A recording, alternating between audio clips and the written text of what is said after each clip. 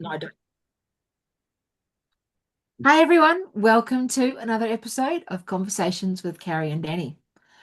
Um, in our last thing, Carrie, we were talking about who told you that. Hmm. Who told you that? And I was wondering if we could continue that conversation. Um, I did send you a link a week or two back about an article, and I hadn't planned to discuss it on here, but considering what we talked about last time, I was thinking maybe we should. Hmm. And that was the one about the Yeah. Jim Palmer one. I sent you a thing from Yeah. Jim Palmer.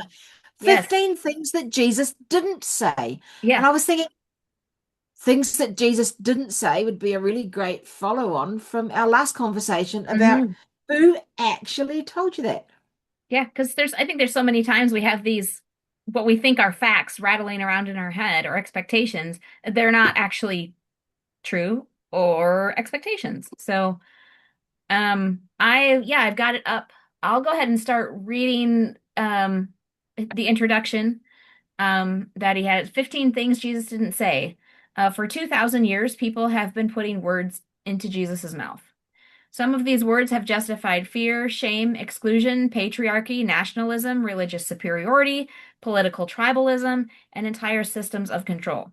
Millions have walked away from Jesus not because of what he actually taught, but because of what others taught in his name. If we stripped away the doctrines, institutions, and cultural baggage that accumulated after his death, how much of what passes for Christianity today would Jesus actually recognize? So, and Good I think we're question. both kind of in that phase of our disentangling, Yeah. deconstruction, whatever you want to call it, of after leaving the Seventh-day Adventist Church, we're trying to get down to the bare bones, maybe build it back up and see, let's consider what we always thought to be true. Is it really true? So I think this is a really good thing to talk about. So Danny, you want to read the first one? Yep. Hang on a second. I've only got one computer screen and I'm just Okay. figuring out how to have two things open at once because I read through these and I don't believe all of them now. And some of them I read and thought, I didn't believe that. But actually, when I look at things, I did I did believe it, but I didn't realize I believed it. Does that make sense? Hmm. So here, the first thing that Jesus didn't say. Um, 15 things Jesus never said. Number one, for God was so enraged with the world that he gave his one and only son as a human blood sacrifice to satisfy his wrath. And I thought, I didn't believe that. And then I went, oh, actually, that's exactly what I was taught. Hmm. Um, it was a very fear-based thing. It's exactly what I Hmm. was taught. Hmm. Um, and then his comment, and that he says is that Jesus revealed a God who moved towards people in compassion, not away from them in rage. And I read that and I thought, I know that. Of course I know that. Yeah. And then I realized the whole, again, another example of that cognitive dissonance where I managed to hold two totally opposing thoughts in my head and didn't even know that I was holding two opposing thoughts. And Yeah. that's a really exhausting place to live. I don't think we looked Um, at those two thoughts close enough to realize that they were so different. You that know, they didn't match. they didn't match. They don't match. Number They two. did you believe it? Did you believe a version of number one? Oh yeah. Yeah. Yep. And I'm still trying to figure out how all of this works, and that's so many, and the cool thing is we don't have to really understand everything, but I think it's fun to ask the questions, maybe read things that we don't necessarily agree with, but it gets us thinking, gets the juices flowing. So, And um, again, just to cover it before we move on, for anyone yeah. that's just joining us afresh, if you're thinking, oh, are they going to open the Bible now and go and prove and have a big study on that Jesus revealed a God who moved towards people in compassion, not away from them in rage? And are we going to have a big doctrinal debate about that? No. No. No, there are lots of people that have doctrinal debates on these things. Pop in a quick Google. There's we got Steve Daly on the Thinking Cup. Miles, what's Miles's last name? Christian, I think. Answering Miles Christian. Adventism. He's got a website. His old stuff has some of that on it. Mike Colburn. Yeah, There's yep, this is not the spot you're going to get a lot of yeah, theological stuff because that's no. not us. Um, No, num- I just want to talk about how I felt about these things and yep. how they impacted my life so that maybe anyone listening can think about the impacts on Hmm. theirs. But there's plenty of Yep. info out there if you want to go and find that Yep. we This, were tricked. yes, this is about our personal experiences and our personal opinions So, so that we are number working two, on formulating still. We haven't quite figured them all out yet. Um, second thing Jesus never said. he said, I have come, they say he said, I have come to bring you a new religion. No, the Bible does not say that. That is true. Yep. The note But that, yeah, keep going. the note underneath said he called people into a different way of being human altogether, not a new religious system. And you know, when I say that, when you read that out, and when I first read that, I'm like, yes, of course it's obvious. Nowhere in the Bible does Jesus say, I've come to start a new religion. Yeah. But I've believed that my whole life. I believed that he came to start a new religion, Christianity, as opposed to the Jewish religion. But when I went back and did a little bit of reading on it, it's Mhm. not there. I mean, didn't he say he came that we could have life and live it more abundantly? I actually, that's something that I was going to talk about for a topic sometime. The whole Jesus said, I've come that you may have life and have life to the full. And then he actually had to qualify it. It's like he knew where our human brains would go and that we'd think, oh, life to the full, life never ending. I'm going to live forever. But the thought of living forever with my current life, frankly, is enough to drive me to alcohol. But he doesn't say that. He's not talking about the length of life. He was talking about quality. Hmm. I mean, length is implied in there when you get into the other study stuff, but he was talking about quality, and he goes on to actually clarify that. But yeah, when I read this, Jesus never said, "I came to bring you a new religion." Hmm. It was like, whoa, He was trying to teach us how to human. You know, you hear that, these people need to learn how to human, like how to interact with people, how to love your neighbor, how to love God, how to, the Beatitudes and all of these things because they were already steeped in religion. yeah. But even though Yeah. I read this now, it's like super obvious. It it just hit me that I spent 95% of my new life not consciously thinking Jesus came to start a new religion, but living in a way that makes that true. Hmm. So I never consciously thought that's what occurred, but it was the premise I was given and that I grew up believing. Hmm. I never Yeah. thought to question it. Why would I Mhm. question it? It was just one of the things I always knew. I never Yeah. stopped to go, who told me that? Where did they get it from? Was it real? Who Hmm. told you that? Last week's one. Hmm. Um, Yeah. so yeah. Oh, okay, I'm going to read the next one. I Yep. loved this. So nowhere in the Bible will you find that Jesus said, "By this all people will you know." Oh, sorry. By this all people will know you are my disciples if you have the correct theology. um, So yeah, Jesus pointed to love as the unmistakable mark of Christian maturity, not correct theology. That one really hit me because I grew up in a religion where having the correct theology was like you get a medal and you can put it on your chest. Yeah, but we have the commandments. I know something the rest of you don't. I'm in the right religious system. That's right. That's right. We got it all figured out. And Isn't it underneath, crazy? yeah, Sorry. Isn't it good. crazy though to be so proud of something that actually wasn't even listed? I mean, I was so I was taught to be proud that I grew up in a church that had the correct theology. But I mean, the Bible doesn't even make that important. mhm. And underneath his explanation was he pointed to love as the unmistakable mark of spiritual maturity. And we've talked about the spiritual maturity and different things, I think, before and things, but yeah. Number four. If anyone, we were taught, if anyone would come after me, you must deny your individuality and humanity and disparage all other religions and their followers. Oh yeah. Yep, Jesus never said that. But I mean, he didn't say the Roman Catholic Church was Babylon and all of the Protestants were apostates. Yeah. No. no, and nowhere did Jesus say to follow me and be a follower, you have to give up being an individual, give up being human, pick on other Hmm. religions. But I grew up in a culture where that was the norm. And it wasn't seen as bad because you weren't actually picking on the other religions. Hmm. Yeah. You know, you were just discussing from a loving point of view the best way to show them the errors of their theology. It's part of being a good Christian, isn't it? Knowing how to answer other people and tell them they're wrong. And if you love them, you will tell them they're wrong.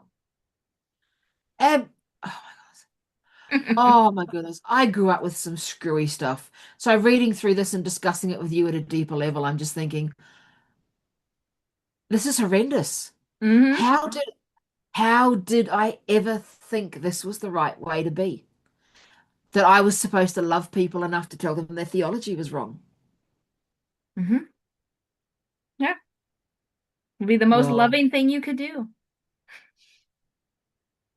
yeah, yeah. And I mean, I've believed that so much in my life. Hmm. Here's the proof that I care about you, Yep. that I'm prepared to lose our friendship in order to tell you that you are wrong. Yep. The Yep. Bible actually says this, or Ellen White told us this, or And something I appreciated with Christie's interview, her most recent one, Christy Williams with Peter Dixon, that she said, you- when you're trying to get somebody else to leave, and join you in freedom, be their friend. Don't tell them how wrong they're being. Don't try to beat them over the head with stuff. Just be their friend. Be there for them. Be kind. And I think part of that is realizing that there's actually good, loving people on the outside. yeah. But then she clarified that with Yeah, actually be their friend. Don't just actually. pretend to be their friend because we were taught you had to be friends with people to convert them to Adventism. Friendship evangelism. I Yeah. was guilty of friendship evangelism. Oh yeah. Absolutely. I'm Yep. so ashamed of it now. Yep. And Oh my underneath, he goodness. says he called people into greater freedom, not deeper conformity. And you know what? I never really, I mean, I could say those words, but I know that in order to fit into the church I grew up in, conformity was highly valued. And Hmm. I was not great at conforming. I was always on the outside. Hmm. Yep. Oh, all right. Jesus never said. Oh, this is a you one. So you have to do number five because you're an American. Doesn't mean anything to me. If you love me, you will regularly attend a conservative Christian church and vote Republican. Yeah.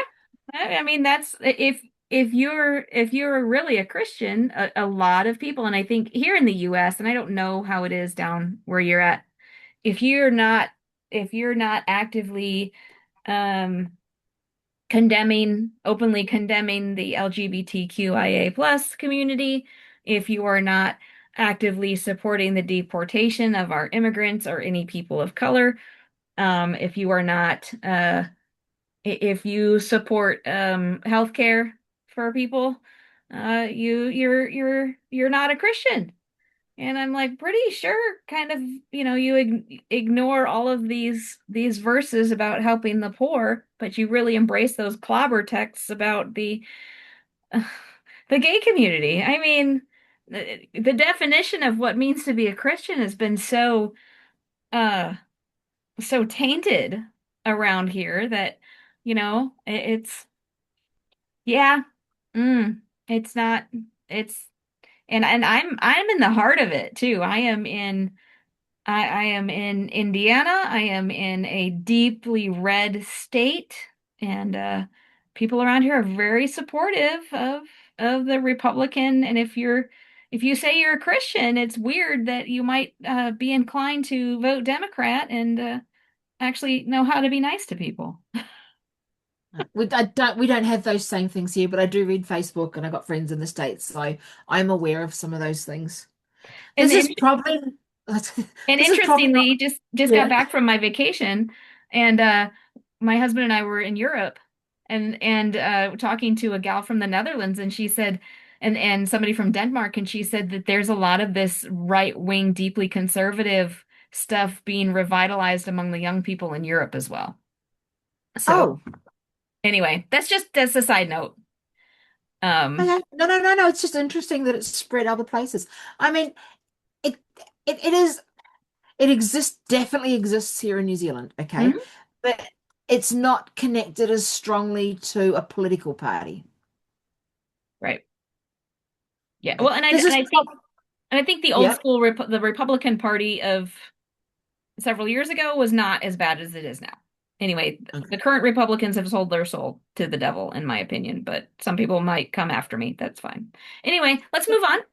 I've got a highly inappropriate thing that I just can't resist saying. Go ahead. So you do realize when we're looking at things that Jesus never said, the Bible actually says that it's okay to be gay as long as you're high, like smoking marijuana, as long as you're high. It does say that. It says in Leviticus 20:13, especially if you look at the ESV version, it says a man who lays with another man should be stoned. Why not? So I just couldn't resist. It was too I much for me. I've seen this before, so I've seen it before, so I knew exactly where you were going when you started. I just couldn't. Yeah, probably a lot of people have seen it, but seriously, it just made me laugh. I sent it to my brother, and I think he was surprised. Um, he was surprised. It's really sad, actually, at the number of people that are surprised I can laugh at something like that and think it's funny because they know of the church that I grew up in and they think that I should be highly offended and angry. But I mean, I don't see why I shouldn't laugh. Sometimes the best humor is the darker stuff. Anyway, I laughed for days. It was genuinely hilarious. I do think it's that Um, funny. yeah. So, yeah, sorry, away from the inappropriate humor, but feel free to drop your inappropriate humor below. I'm okay with laughing. Edit the cuss words Um, though. We don't want to get flagged by YouTube or anything, but yeah, no, no, no cuff words. Jesus never said, "Blessed are the tithers, for they shall be called children of God." mm-mm. That one, I was like, whoa, whoa.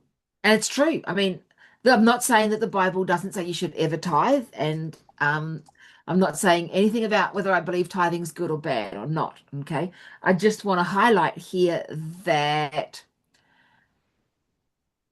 I grew up in a culture where I was told over and over again, Jesus will not bless you if you do not tithe. If you're not getting enough blessings, tithe more. If you're absolutely broke and you've got no money, give more back to God and he'll bless you. God didn't Mhm. say blessed are the tithers. You go and read the Beatitudes, and the people that are honored are the poor, the grieving, the brokenhearted, the merciful, the Mhm. peacemakers. Um, and so this is not about, like I said, with the tithings true or not. This is about the culture I grew up in Mhm. and the things I was taught that Jesus didn't say. If my husband and I hadn't returned tithe when he was a pastor, he would have lost his job. Whoa. 100%. So I'm not going to employ you and pay you a wage unless you give me some back. Mhm. There's got to be a law against that. And because That is of the way that the tax laws are written in the United States, pastors are can get a parsonage allowance. Business, there's a lot of gray areas with business expenses and stuff. So we were actually able to deduct our tithe as a business expense because it was a yeah. requirement of his job to return tithe. So the treasurer would act, or the conference would actually call the local church treasurers to check up on the pastors to make sure they were returning tithe. Here in New Zealand, anybody at church can get a I don't actually haven't done it for years, but like if going back to when I remember doing it, anybody could just go to the church secretary and they would give you a little receipt Hmm. for all the tithe you'd pay for a year, Yep. and you can We get one in the actually, mail every year. Yep. you- but anyone, not even just church pastors, and you can get a tax return back for donations to a Mhm. charitable organization. So what But yeah, in sorry, go. in Germany, so when we were in Germany a couple years ago, um, we listened to a lecture about a university from a university professor there in Germany, and in and I might be wrong, so don't come at me, people, but um, everybody who lives in Germany can choose to, like, when their taxes are automatically deducted, they can just say, I'm a Lutheran, send my church tax to the Lutheran church. I'm a Catholic, send my church tax. I think you could opt out of it as well. But I'm guessing if you were attending the Seventh-day Adventist Church, just send it there. Like, could be automatically deducted. Well, but outside of that, I'm still, Right. when I read this, I was annoyed that for so many years I'd believed something. Mm-hmm. Whether it was taught to me implicitly or explicitly is beside the point. The culture was clear. If you don't give God your tithe, you will not be blessed. And when Jesus lists off the people that were blessed, it was the poor, the grieving, the broken-hearted, the merciful, the Mm-hmm. peacemakers. It Yep. just, Yep. and it was not taught to me in a, here I am. Here, listen to me. It was not taught to me in a correct way. You know, I had a responsibility to sort things out for myself. I know that. Okay. But the problem lies with when you're taught something from a really, really young age. If I'm told my whole life this is purple, Mm-hmm.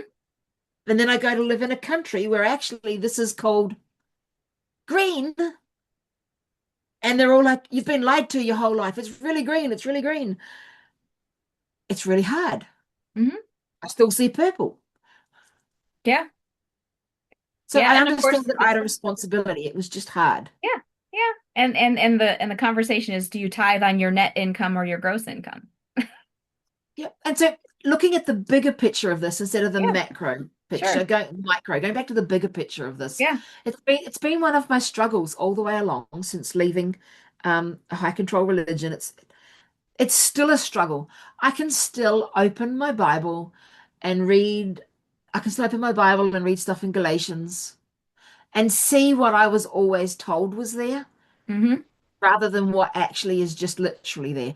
And I know people have said, just read the Bible, just look at what the actual words are.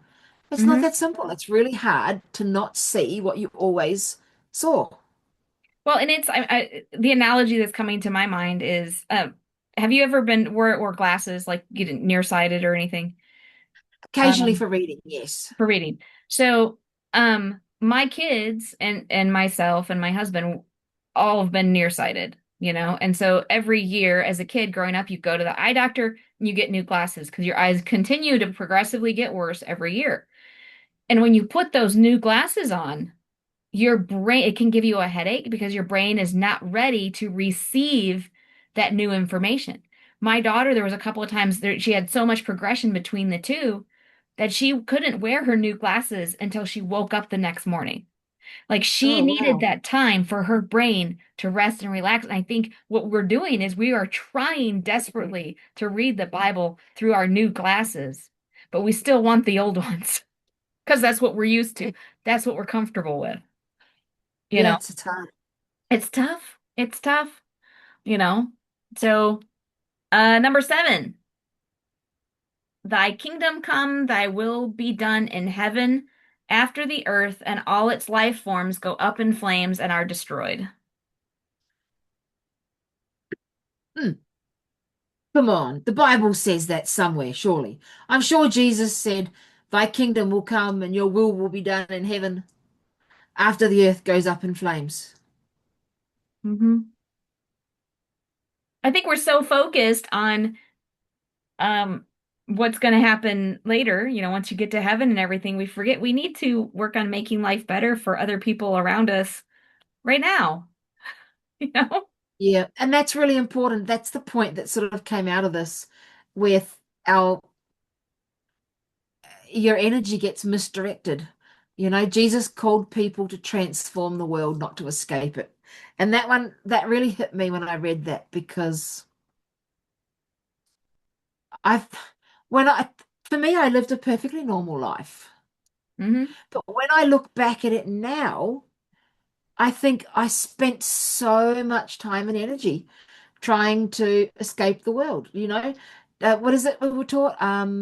Be not of the world, like live in it, but don't be part of it. It, Be in the world, but not of the world. yeah, all sorts of complicated things Hmm. all sorts of complicated things where I was always looking to the future, um, always thinking, it doesn't matter, it doesn't matter, it doesn't matter what's happening now, it doesn't matter how I feel. I'm not made for this world. I was made for another kingdom. But guess what? So we were always taught that God has no time. He's past, present, and future all at once. That's cool. Hmm. Hmm. But as a human, I am constrained by the bounds of time. Hmm. So the only place that I can meet God is now, like right this instant now. Hmm. I can't do it in the 3 minutes that we've just spent because they're gone. Can't do it in the minutes that are coming because they haven't arrived yet. It's just now. And I really believe that this was all hard and complicated because I grew up in a culture where now wasn't important, the future was. And I believe that I missed out on some amazing experiences because now's the only place you can meet God. But now was only used as far as the are you aware right now that if you died tomorrow, you might still be sinful type thing. It was always, yeah, like future focused. Hmm. Yeah. Did, We're did you halfway. get that too? What's that? Did you Yeah. get that too? Yeah, yeah, just trying to figure out life and I don't know. Now, We're only don't be halfway task. through our list. I was going to say, don't be task orientated. That's an ex-Adventist thing. Here's your list. You got to get to the end. Ah. I was Do we listening to a podcast and they said, I listened to a podcast and they said, Christianity is not a list of things to get through before Daddy comes home. It's not a list of chores. And I was like, are you sure? because I kind of thought it was. That's how I think there was 28 items on our list, wasn't there? Yeah, 28. I'll read the next one. Yep. Jesus never said, you have heard it said, love your neighbor, which means the people with whom you attend church and relate in your Christian subculture. And rather, what Jesus did instead was he expanded the circle of the neighbor until it became impossible to draw comfortable boundaries around who your neighbor is. That is so Hmm. true. Hmm. I Uh didn't have a strong reaction to that one. yeah. Number 9, in my father's house there are many rooms, but twice as many in hell. In his hell hotel of eternal conscious torment awaiting unrepentant sinners. He spent far more time inviting people in than threatening to keep them out, which is very true.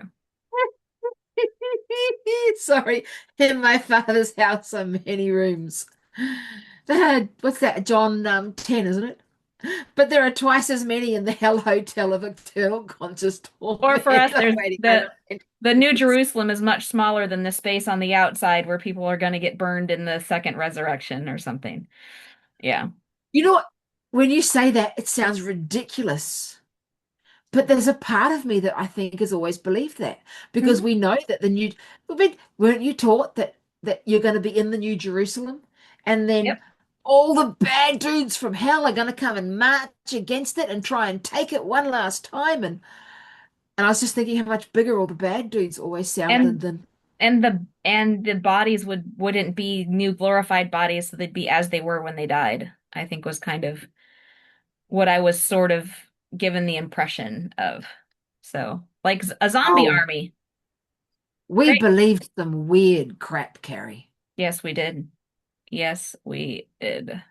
And what scares me the most is it never felt weird when I believed it. Mm-mm. Nope. The funnest thing we do Oh. is we tell our Christian our new friends what we used to believe, and they look at us like, what? Oh, come on. Really? Can I read the next one? Yes. Jesus never said, "Truly, truly, I say to you, a woman must obey and submit to the authority of men because God is male and his kingdom is patriarchy." Yep. Jesus related to women with dignity, agency, and respect in a culture that often denied them all three. Absolutely. Absolutely. I don't think we need to say much more on that, being Nope. women and knowing how Nope. absolutely true that is. Number el- Number 11, and you will know the truth, and the truth will make you superior to all the other simpletons who never learned Greek or and Hebrew or attended seminary. Truth was Oh, never you forgot it. There's one more to add to that list. or have read the spirit of prophecy. Oh, I have read the Spirit of Prophecy and have a special truth. Yep. Yep. Special truth. Truth was never meant to inflate the ego, but to liberate the person. 7 minutes left, Danny. It's not a list of jobs to get It through. is at this It's point, not. unless we want to It's do a not. part two. It doesn't matter. People can go look for it if they want That's it. We can right. tag it down below and they can have their own laughs. That's right. But it's true. Come on. Hmm. And we don't know, you're right. We've had a lot of chats about how we felt superior because we had a special truth. Yep. And Yep. it's not biblical. It's another lie that Nope. we Nope. okay. The answer is prayer because only divine intervention can affect change because of how inadequate and powerless you are. Hmm. Jesus called people to act, not to wait to be rescued. And we've brought this up before, I know, in some of our talks, and I've complained about this before. I've complained about the fact that there was times in my life where people have patted me on the back and going, "Oh, I'll pray for you," when I didn't want them to pray for me. I mean, I did want them to pray for me, but I wanted actual practical help. I didn't want them to just go, yeah. And even as a child, I did so many kids and so many times that's the whole, if you're scared, just go back to bed and talk to God. Doesn't matter that there's a thunderstorm and your body's having actual physical trauma reactions that can't be helped. Hmm. Um, Yep. there's nothing wrong. Anyone listening, there is nothing wrong with prayer. But No. when prayer is used as a way to, is it abdicate your actual responsibilities of acting and Hmm. doing the things God asked us to do, then it's not okay. Yes. 100%. Come to me. He never said, "Come to me, all you who are weary and burdened, and I will give you a checklist of do's and don'ts in order to remain in God's favor." He offered rest, not religious exhaustion. He said, "Come unto me, for my yoke is easy and my burden is light." Now that is so true. But again, I feel like was sold and I brought it. Hmm. I was sold and I brought a story where both of those things were true. Hmm. Yes, I was taught all along. The Bible says, "Come to me, you who are weary and burdened. My yoke is easy, my burden is light, blah, blah, blah," right? And I'll give you rest. But I was also taught, here's the checklist. Yep. These are the things you have to do and don't do. Yep. And when you do everything God said you have to do, and the spirit of prophecy, and when Hmm. you don't do the things you're not supposed to do, then you will find a peace.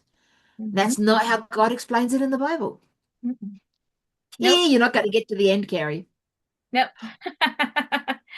Yes, you are. Come on, one left. He did not say, "I am the bread of life. Whoever comes to me will never go hungry, but if you choose to adopt any spiritual teaching or wisdom from other sources, you will starve and be damned." Which is true.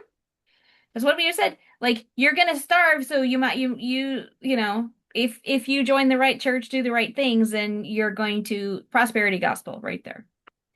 Yes. Yeah, I mean, obviously, God's not going to bless you Yep. if And you are yep. not doing the right stuff. Underneath, he says, "What is true can recognize itself whenever it appears." All right, last one. Go, Danny. Okay.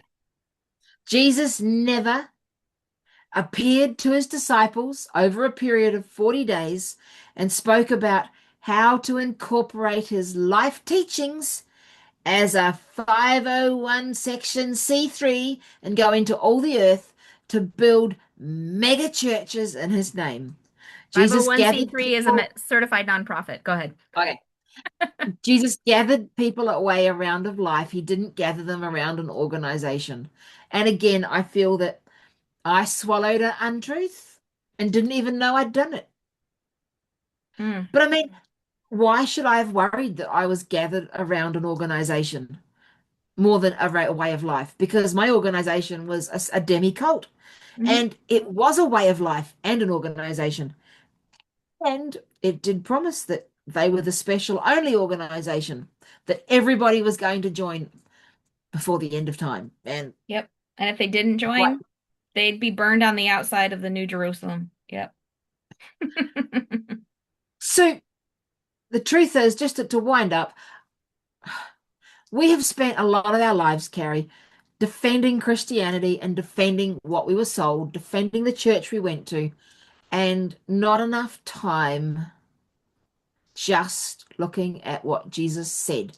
Not what everybody Mhm. said that he said, not how they interpreted he said, just the simple little things he said about being nice to people, living differently, not saying to someone who's hungry, oh, go pray for a miracle when you've got food in your own cupboard and you could give them some.